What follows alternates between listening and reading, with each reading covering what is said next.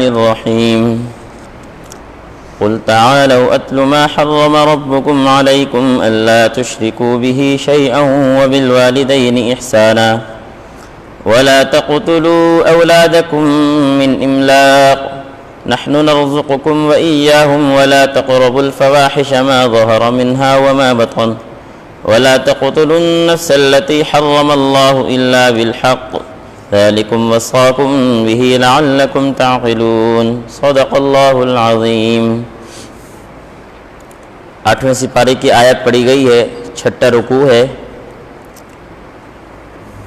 ان آیات میں اللہ رب العزت نے 3 آیتیں ہیں، 3 آیتوں میں اللہ رب العزت نے 10 باتوں کا حکم دیا ہے، اور دوسرے انداز سے یوں سمجھیں کہ آپ علیہ السلام کا اگر کوئی وصیت نامہ دیکھنا چاہتا ہے، ہوتے ہیں نا بزرگ اس دنیا سے چلے جاتے ہیں تو وصیت کر کے جاتے ہیں، تو گھر کا جو سربراہ ہوتا ہے اس وصیت کو بڑی اہمیت دیتا ہے کہ میرے ابا جی کی، میرے بزرگ کی یہ وصیت تھی، اور اس کو پورا کرنے کی بڑی کوشش کرتا ہے، چونکہ آخری باتیں ہوتی ہیں اس لیے بڑی اس کو اہمیت دی جاتی ہے۔ آپ علیہ السلام کی یہ وصیت نامہ ہے۔ حضرت کعب احبار رحمہ اللہ تعالیٰ فرماتے ہیں، یہ پہلے تورات پر ایمان رکھتے تھے، بعد میں پھر مسلمان ہوئے اور آپ علیہ السلام کی شریعت پر ایمان لے کر آئے، تو کہتے ہیں کہ تورات میں اللہ رب العزت نے بسم اللہ کے بعد جن باتوں کی وصیت کی تھی وہ یہی 10 باتیں تھیں۔ اسی طرح حضرت عبداللہ بن عباس رضی اللہ تعالیٰ عنہ فرماتے ہیں کہ آپ علیہ السلام کو اللہ رب العزت نے جو قرآن مجید میں سورہ آل عمران کی آیت ہے، محکم آیات جن کے احکام واضح ہیں، جس کے بارے میں کوئی دوسری رائے نہیں ہو سکتی، جس کے دوسرا معنی نہیں ہو سکتا، محکم آیات، وہ محکم آیات یہی 3 آیتیں تھیں جس میں اللہ رب العزت نے ان 10 باتوں کا حکم دیا۔ اور حضرت عبداللہ بن مسعود رضی اللہ تعالیٰ عنہ فرماتے ہیں کہ اگر کوئی آدمی آپ علیہ السلام کی مہر لگی وصیت نامہ دیکھنا چاہتا ہے، جس پر آپ علیہ السلام کی مہر لگی ہوئی ہو، وہ وصیت نامہ دیکھنا چاہتا ہے تو وہ ان 3 آیتوں کا مطالعہ کر لے۔ اتنی اہم آیتیں ہیں یہ، اس میں کون سی 10 باتوں کا حکم دیا ہے، تفصیل تو بڑی چاہتی ہے لیکن مختصراً ذکر کروں گا۔ پہلی چیز، قل تعالوا اتل ما حرم ربکم علیکم الا تشرکوا بہ، پہلی چیز کہ اللہ کے ساتھ کسی کو شریک مت ٹھہراؤ۔ شرک اتنا بڑا گناہ ہے کہ قرآن مجید کا صاف اعلان ہے، ان اللہ لا یغفر ان یشرک بہ، کہ اللہ رب العزت مشرک کی مغفرت نہیں کرتے۔ اور آپ علیہ السلام نے فرمایا، صحابہ کہتے ہیں کہ آپ علیہ السلام نے ہمیں یہ وصیت کی تھی، شرک نہ کرنا، اللہ کے ساتھ کسی کو شریک نہ ٹھہرانا، چاہے تمہیں زندہ جلا دیے جائے، چاہے تمہیں سولی پہ لٹکا دیے جائے، چاہے تمہارے ٹکڑے کر دیے جائیں۔ یعنی اتنا اہم کیا ہے، یہ پیغام ہے کہ تم جان سے مار دی جاؤ لیکن اللہ کے ساتھ شریک نہ ٹھہرانا۔ اس لیے کئی سارے صحابہ کے ہم دیکھیں گے زندگی میں اٹھا کر کہ جب کفار ظلم کرتے تھے تو ان کی زبان سے ایک لفظ نکلتا تھا، احد احد احد، کہ وہ کیا توحید کا درس دے کر گئے تھے کہ اللہ کا ساجی کوئی نہیں ہے، اللہ کا شریک کوئی نہیں ہے۔ اب شرک کیا چیز ہے؟ ایک شرک جلی ہوتا ہے جس کو ظاہری شرک کہتے ہیں، میں نماز پڑھ رہا ہوں، میں کسی اور کے سامنے سجدہ کروں، ظاہری شرک ہے، ہر ایک کو پتہ ہے کہ بھئی یہ شرک کر رہا ہے جی، قبر کو سجدہ کر رہا ہے، ظاہری شرک ہے۔ ایک شرک خفی ہے کہ انسان عمل تو انسان اللہ کے لیے کر رہا ہوتا ہے لیکن ظاہراً اس کی نیت کسی اور کے لیے ہوتی ہے۔ مثال کے طور پر انسان عموماً اپنی زبان سے یہ بات کہتا ہے کہ یار فلاں آدمی نے مجھے نقصان پہنچا دیا، فلاں آدمی نے مجھے نفع دیا ہے، حالانکہ حدیث میں آیا، آپ علیہ السلام نے فرمایا دنیا کی ساری طاقتیں مل جائیں تو کوئی آدمی کسی آدمی کو نقصان نہیں پہنچا سکتا جب تک کہ اللہ نہ چاہے، اور اگر دنیا کی ساری طاقتیں مل جائیں کسی آدمی کو نفع دینا چاہیں تو نفع نہیں دے سکتے جب تک کہ اللہ نہ چاہیں۔ تو نفع نقصان دینے والی ذات اللہ کی ہے۔ یہ ہے شرک خفی، کہ انسان اپنے کاروبار کو نفع مند سمجھتا ہے کہ آج میرا کاروبار بڑا اچھا چلا ہے، اس نے مجھے نفع دے دیا ہے، جبکہ نفع کا حکم اللہ نے دیا تھا۔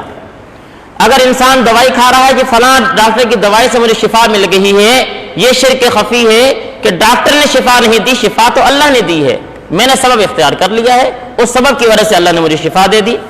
تو شرک کسی صورت میں نہ کرنا، چاہے وہ ظاہری شرک ہو چاہے وہ خفی شرک ہو، خفیہ شرک ہو۔ نمبر 2، وبالوالدین احسانا، والدین کے ساتھ حسن سلوک کرو۔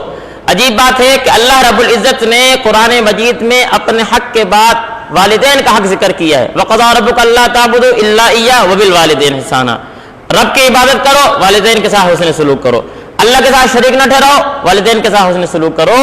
کہ دنیا کے اندر میرا اگر مجازی خدا ہے، مجازی خدا کہتے ہیں کہ جو ظاہری کیا ہے انسان کو پالنے والا، حقیقت تو اللہ رب العزت کی ذات ہے جو انسان کی حقیقتاً خدا ہے، لیکن جو ذریعہ بن رہا ہوتا ہے، تو مجازی خدا اگر اس روئے زمین پہ ہے تو وہ میرے والدین ہیں، جنہوں نے مجھے بڑا کیا، جنہوں نے مجھے پالا، میرے کیا ہے ظاہری ضروریات کا خیال کیا۔ اگرچہ اللہ رب العزت نے اس والدین کے ذمہ چیزیں لگائی تھی، لیکن ظاہراً سبب یہ بن رہا ہے۔ تو وبالوالدین احسانا، والدین کے ساتھ حسن سلوک کرو۔ لیکن عجیب بات ہے، مفسرین کہتے ہیں کہ اللہ نے یہ فرمایا والدین کے ساتھ حسن سلوک کرو، یہ نہیں کہا والدین کو ایذا نہ پہنچاؤ۔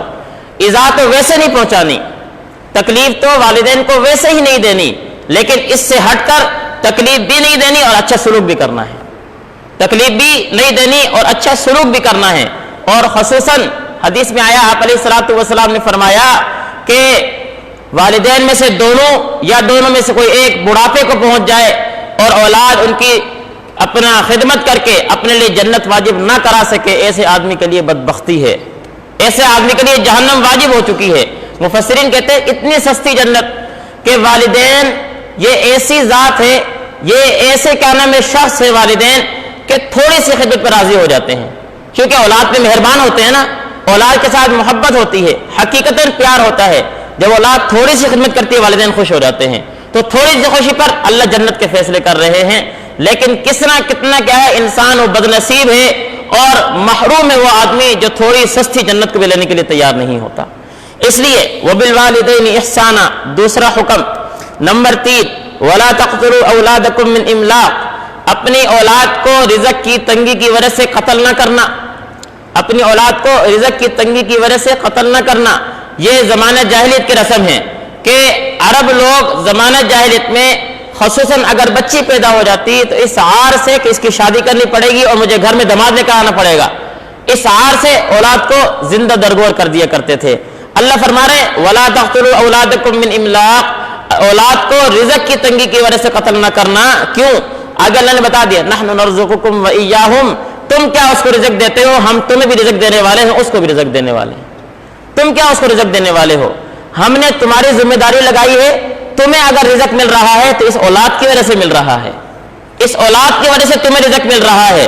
تو یہ بات نہ سوچو کہ ہم اس کو کھلائیں گے کہاں سے، اس کو پلائیں گے کہاں سے، یہ تو ہماری ذمہ داری ہے، ہم نے کیا ہے تمہارا کھانا پینا پورا کرنا ہے۔ تو ولا تقتلوا اولادکم من املاق، اولاد کو رزق کی تنگی کے ڈر سے قتل نہ کرنا۔ مفسرین نے اس کے تحت ایک عجیب بات لکھی، فرمایا کہ اولاد کو رزق کی تنگی کی وجہ سے قتل نہ کرنا اس کا بھی حکم ہے، اور اگر والدین اولاد کو اچھی تربیت نہ دیں، والدین اولاد کو دینی تربیت نہ دیں، یہ بھی قتل اولاد کے زمرے میں آتا ہے۔ کیوں؟ اس لیے کہ اچھی تربیت، دینی تربیت یہ والدین کے ذمہ واجب ہے، والدین کا فرض بنتا ہے کہ یہ اولاد کی اچھی تربیت کریں۔ اگر اولاد والدین کے سامنے بگڑ رہی ہو اور والدین کہے یہ چھوڑو جی بچہ ہے سدھر جائے گا جب اپنے زمانے میں پہنچے گا، ہم بھی اس طرح کیا کرتے تھے، تو یہ اپنی اولاد کو قتل کر رہا ہے حقیقتاً۔ اور دنیا میں قتل کرنا یہ ایک ظاہری چیز تھی، اللہ نے اس سے منع کیا ہے۔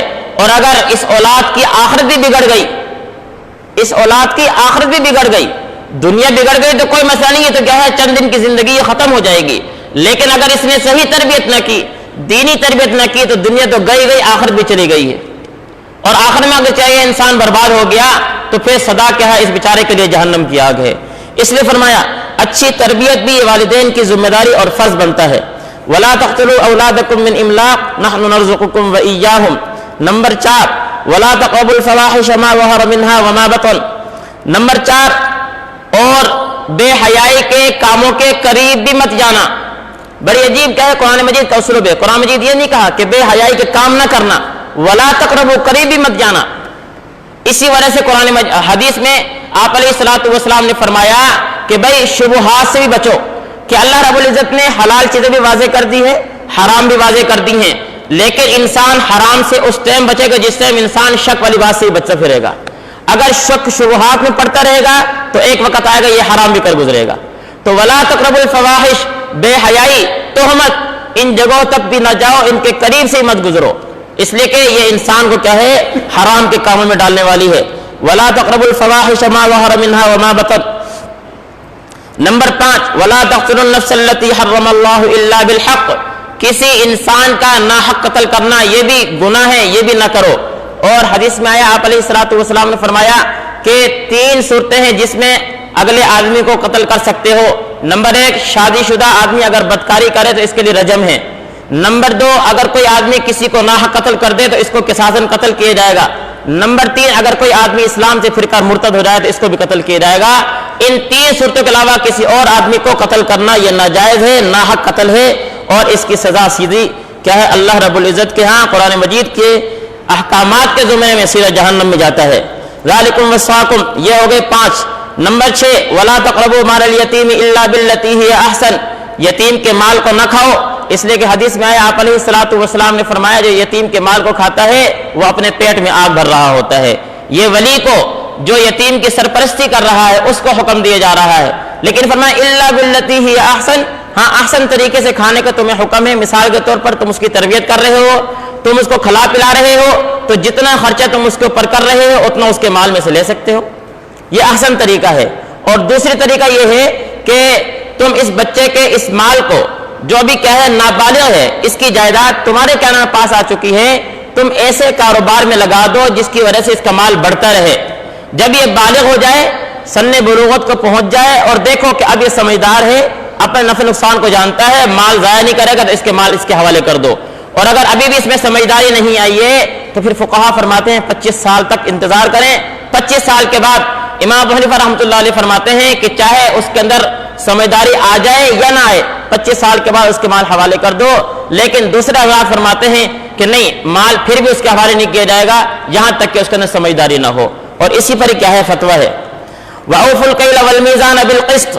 نمبر 7، حکم دی جا رہا ہے کہ ناپ تول میں کمی مت کرو، کہ ناپ